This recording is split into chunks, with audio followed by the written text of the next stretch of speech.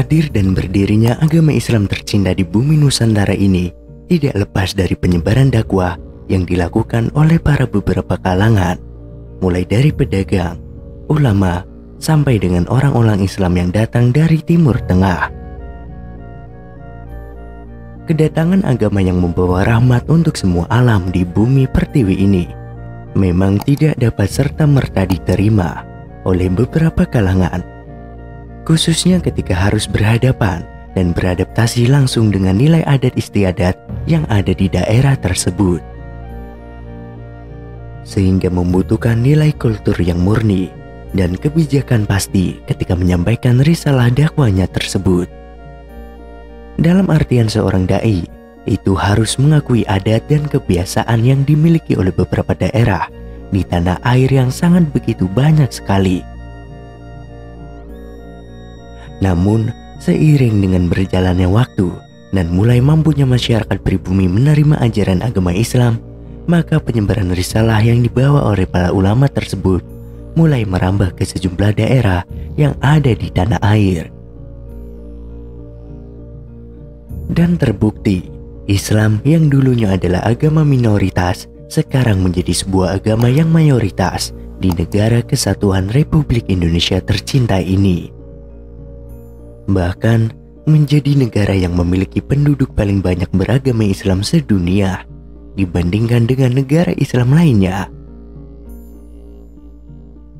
Hal ini tentunya tidak lepas dari nilai perjuangan para ulama terdahulu dalam menyampaikan risalah dakwanya walaupun satu ayat, sekaligus menjadi semangat juang yang telah dikobarkan baginda Rasulullah SAW dalam menyampaikan dakwah kepada umat-umat yang di seluruh dunia, termasuk Indonesia.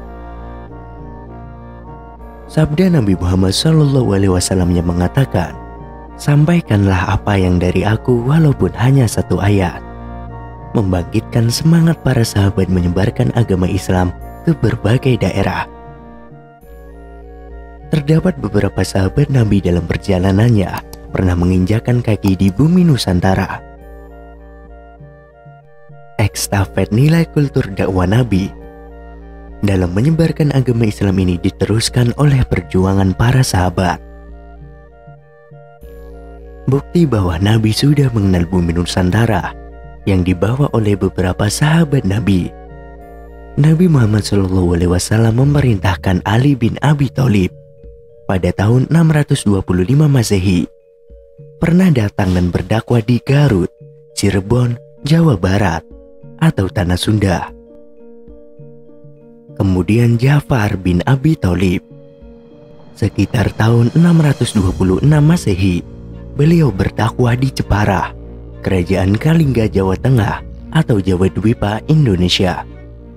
Selain itu, terdapat sebuah artefak ditemukan bahwa saat itu Indonesia tepatnya di Pulau Jawa yaitu Kalingga, Jepara pada tahun 640 sampai 650 Masehi ada sebuah kerajaan yang ratunya adil yang bernama Ratu Sima. Ketika itu, ada seorang dari tanah Arab yang diutus pada masa Utsman bin Affan dari Bani Umayyah. Bani Umayyah adalah kekhalifahan Islam pertama setelah masa Khulafaur Rasyidin. Lalu singgah di Kalingga, Jepara. Kemudian Ratu Sima dan putrinya masuk Islam dan memerintah dari tahun 646 sampai 650 Masehi. Dan Islam belum berkembang pada saat itu. Lalu ditandai dengan adanya surat menyurat atau korespondensi antara Ratu Sima pada masa Bani Umayyah untuk didatangkan guru-guru untuk berdakwah. Surat-surat mereka sekarang tersimpan di Museum Granada, Spanyol. Kemudian ada Ubay bin Ka'ab. Ubay bin Ka'ab berdakwah di Sumatera Barat, Indonesia. Kemudian kembali ke Madinah sekitar tahun 626 Masehi. Abdullah bin Mas'ud berdakwah di Aceh Darussalam dan kembali ke Madinah sekitar tahun 626 Masehi. Kemudian Abdurrahman bin Mu'adz bin Jabal dan putra-putranya Mahmud bin Ismail. Mereka berdakwah dan wafat dimakamkan di Barus, di Tapanuli Tengah, Sumatera Utara, sekitar tahun 625 Masehi.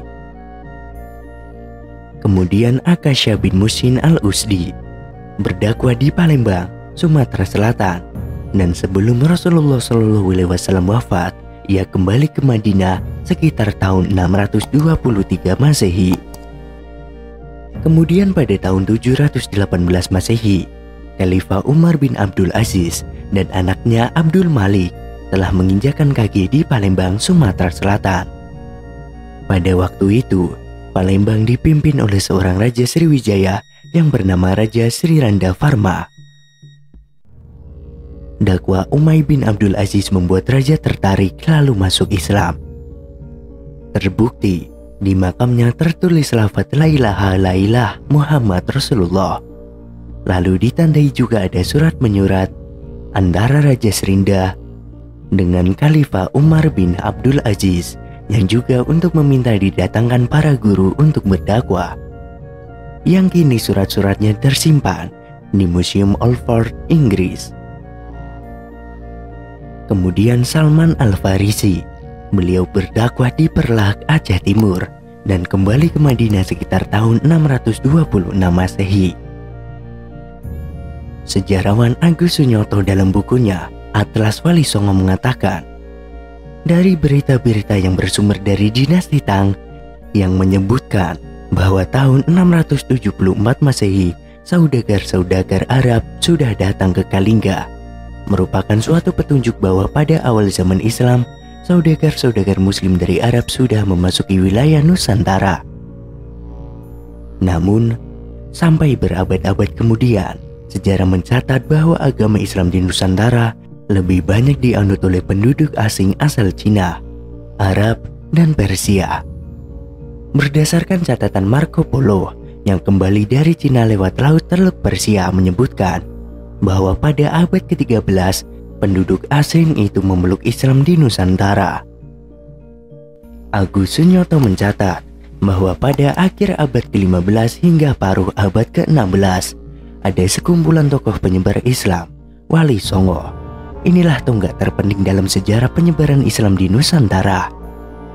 Disebut tonggak karena kedatangan saudagar Muslim sejak tahun 674 Masehi tidak serta-merta diikuti dengan penyebaran agama Islam kepada penduduk pribumi.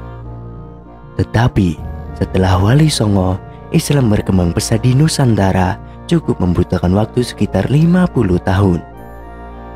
Hal ini karena Wali Songo sangat paham dengan kultur sosial yang berlaku di kalangan masyarakat Jawa, menjadikan dakwah Islam yang mereka sampaikan diterima dengan baik.